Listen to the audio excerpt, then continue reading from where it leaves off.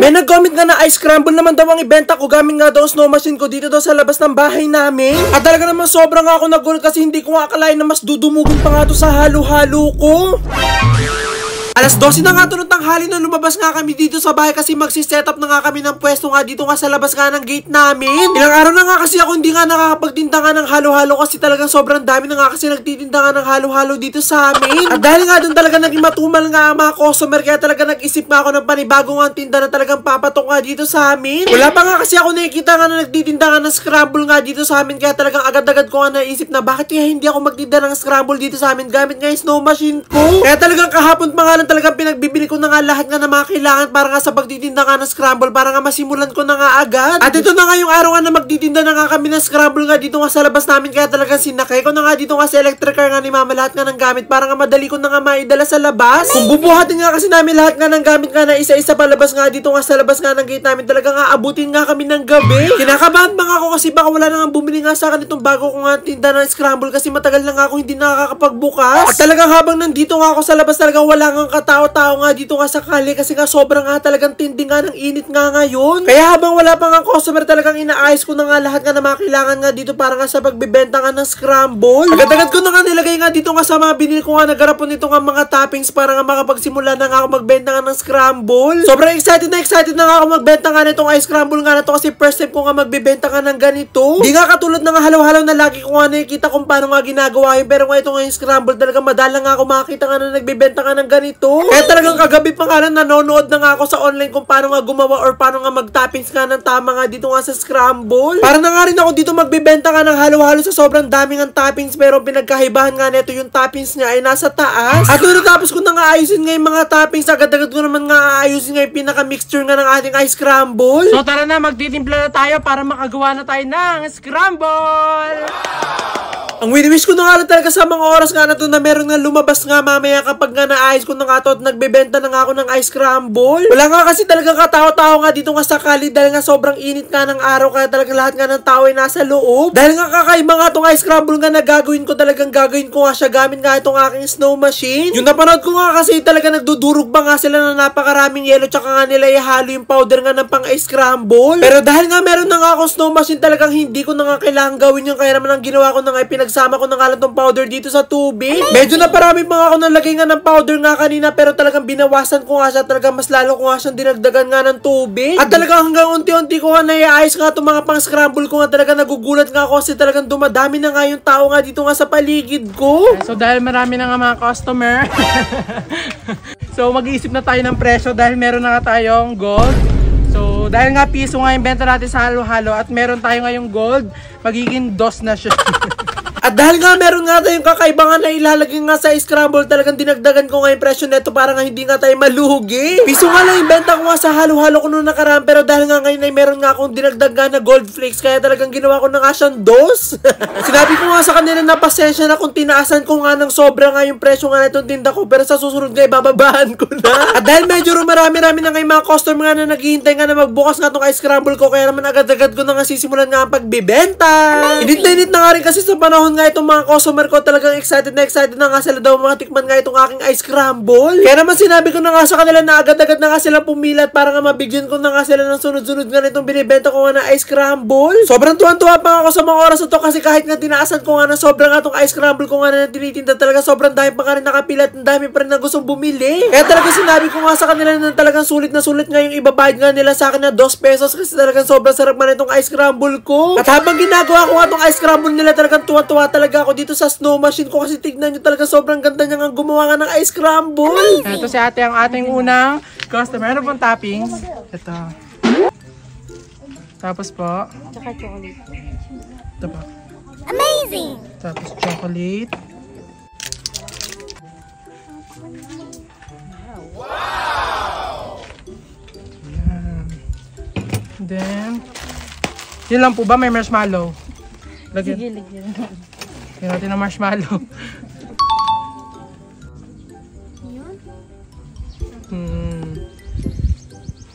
Wow! Bite po, dos! Talaga naman sulit na sulit nga yung 2 pesos nga nila dito kasi talagang unli at talagang overload nga yung ilalagay ko nga na toppings nga dito nga sa scramble nila. Kaya talaga sinasabi ko nga sa kanila na sabihin nga lang nila sa akin kung gusto nga nilang ipalagay nga lahat nga ng toppings nga na to talagang ilalagay ko nga. At talagang hindi nga rin ako nabibigo nga dito nga sa akin binibenta nga na ice scramble kasi nung tinikman nga nung atin na una nga bumili talaga sobrang nga daw siya nasarapan. Kaya nga nung narinig nga yun ng mga nakapila talaga mas lalo nga sila na-excite nga na makakakain nga nitong binibenta ko nga na ice scramble. Kaya talaga sinabi ko nga na ikalma nga nila at lahat nga sila ay mabibigyan.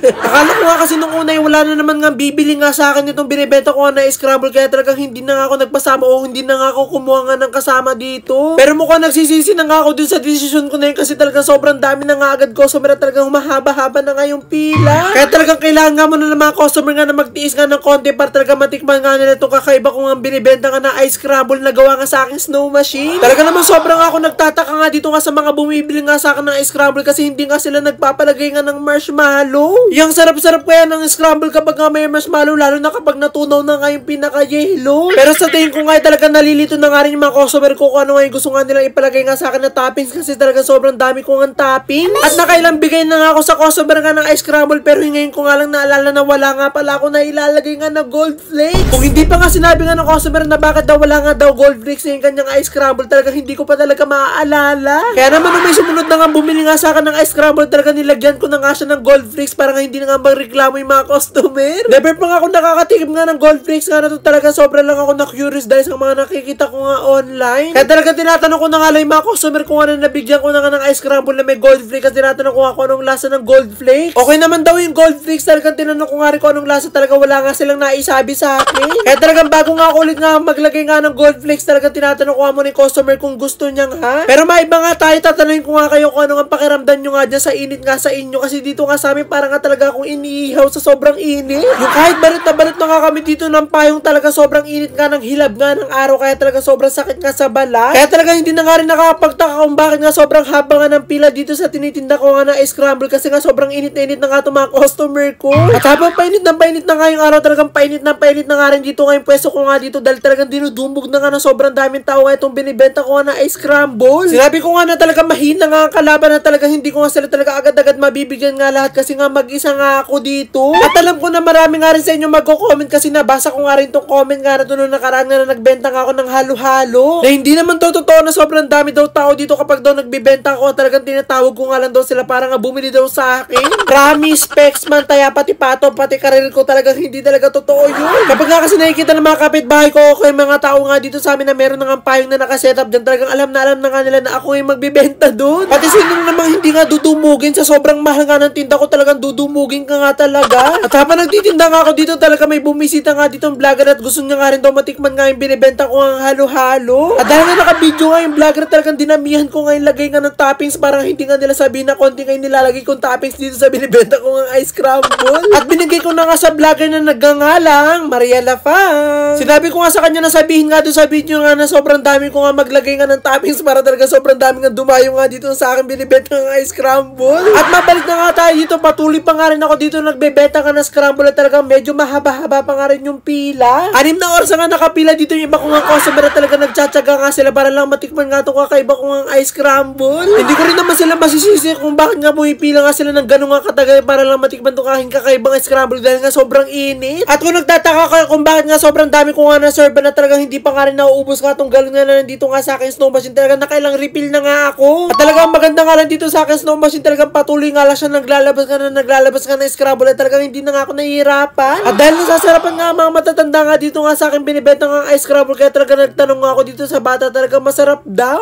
Pagod na nga ako sa mga oras na to kasi talagang wala nga akong tigil nga sa paggawa ng ice scramble. Simula nga kanina nung inopen ko nga itong aking ice scramble nga na tinda talagang hindi na nga ako tumigil nga sa paggawa ng ice scramble kaya talaga sobrang nakakapagod. At habang nagtitinda nga ako ng scramble talaga may nakita nga akong gumagawa nga ng tubig kaya naman hindi ko na nga pinalampas na bigyan nga sila ng ice scramble para nga kahit papano maibsan nga yung init na nararamdaman nga nila. At finally matapos nga ako magbenta nga ng ice scramble na walang hintuan at dire-diretso sa wakas ito na nga naubos na nga mga customer at ito na lang si nanay ang natira. Ito po.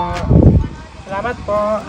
So ito na nga mga kapudi, sa wakas, natapos na nga rin tayo sa pagbibenta. Ayan, sobrang dami natin na pagbentahan na talaga, sobra akong napagod. So ito na ating napagbentahan na pera, sobrang dami. So ngayon, bibilangin natin yan at titignan natin kung ilan yung napagbentahan natin. So tara, 1, 2, 3, 4, 65, 66, 67, 68, and 69 pesos. Hindi man lang umabot na 70, naka 69 pesos tayo. At talaga sobrang dami natin na pagbentahan. Kasi ito ibibigay na lang natin kay Mang Ray. Meron pa dyan bukod dyan mamaya. At talaga namang natalo nga ang record nga ng halo-halo ko sa sobrang daming ang bumili nga sa akin ngayon dito nga sa aking ice crumble. Kaya paano ba yan sa susunod ulit na bentahan? Amazing!